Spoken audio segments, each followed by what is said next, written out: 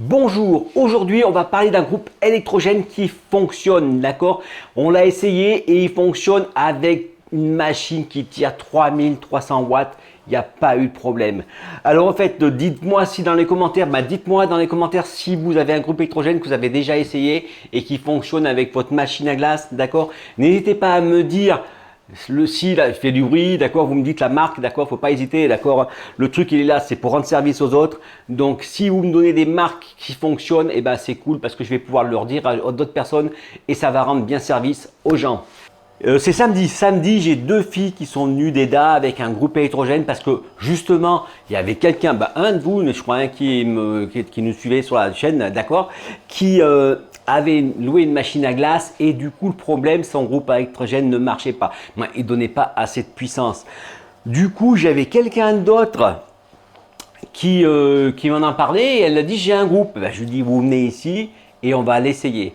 Donc, ça a fonctionné, on a mis dessus une machine 3,3 kg et du coup le groupe a fonctionné nickel, d'accord. J'étais con parce qu'on devait mettre, alors comment ça s'appelle, deux machines dessus pour essayer, puis on a parlé, puis on a complètement zappé.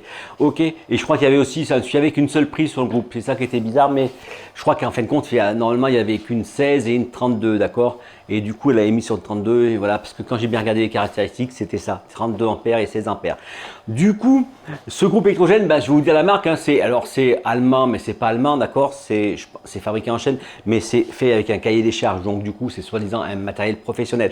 Mais du coup, moi je l'ai vu fonctionner, il n'y a pas de problème. C'était au gaz en plus, alors le gaz, ça marche au gaz ou à l'essence, et du coup, il faut savoir que le gaz, on perd 10% de puissance, d'accord. Mais du coup, j'étais super content quand j'ai relancé la machine, tout ça, le cycle a fait son cycle, ça a marché, il n'y a pas eu de nickel, ça s'est pas coupé. Donc c'était la référence 7008. Je vais vous le mettre, d'accord. Regardez, tac, je mets une photo, c'est le groupe, d'accord, c'est celui-là. Du coup, je le dis parce que ça marche, ça fait plaisir, ça peut rendre service à quelqu'un. Du coup, le truc qui est un peu con, par contre, ils ont aussi des groupes en 380 parce que justement, quelqu'un d'autre m'a appelé pour louer une machine en 380 et donc j'ai appelé cette personne-là, le fabricant, et c'est soit 380, soit 180, d'accord. C'est un truc qui fait soit on peut se servir de la prise en 220, soit on peut se servir de la prise en 380, mais pas les deux. Du coup, bon, je me disais que, comment ça s'appelle, si on fait une rallonge, vous savez, une sorte de multiprise qu'on part avec sur du 380 et qu'après on arrive à tirer une phase en 220, voire trois phases, d'accord, si vous avez d'autres congélateurs, voilà, tous ces trucs-là, une vitrine réfrigérée ou quelque chose, on peut tirer du 220 dessus, d'accord. Donc, savoir si c'est bien ou pas équilibré, il faut regarder si vous arrivez bien à équilibrer le truc. Mais voilà, donc ça marche. Du coup, pour mon camion de glace, je le tâte parce que le truc, ça faisait quand même un peu de bruit, d'accord. Un peu pas. Moi, j'ai trouvé que ça faisait pas mal de bruit.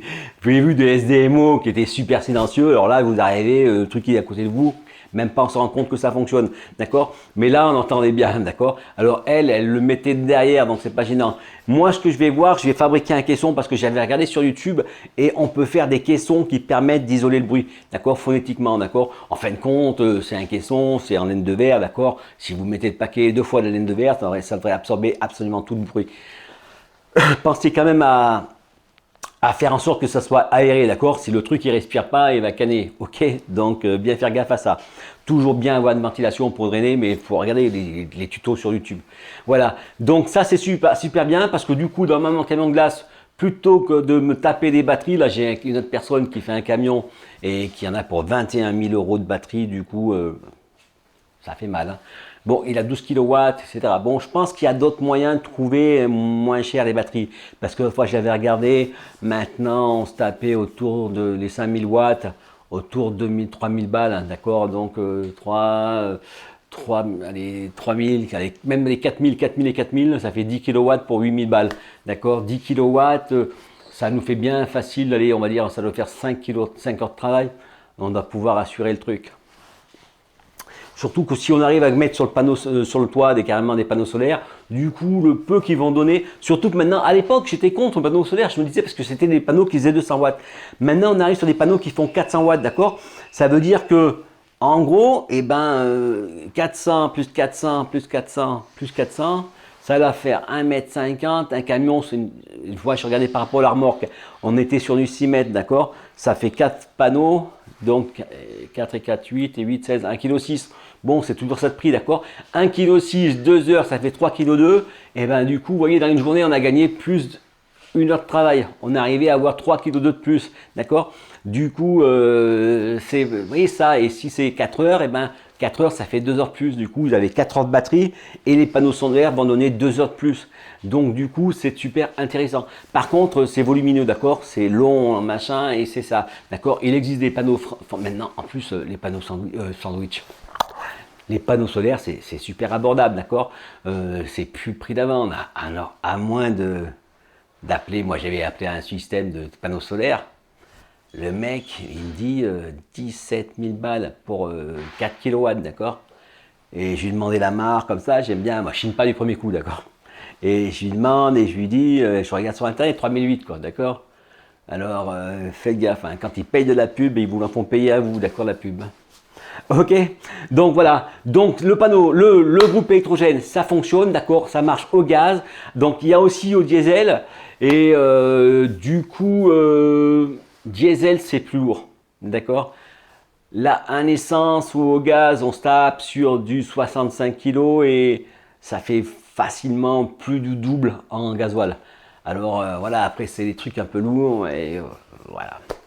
Donc, bah, façon après, vous appelez les mecs, vous cherchez dans cet esprit-là, d'accord, dans cet esprit-là, donc c'est un groupe électrogène qui fonctionne, d'accord. Au moins, on peut trimballer ça et les machines à glace, on doit pouvoir les mettre, il n'y a pas de problème.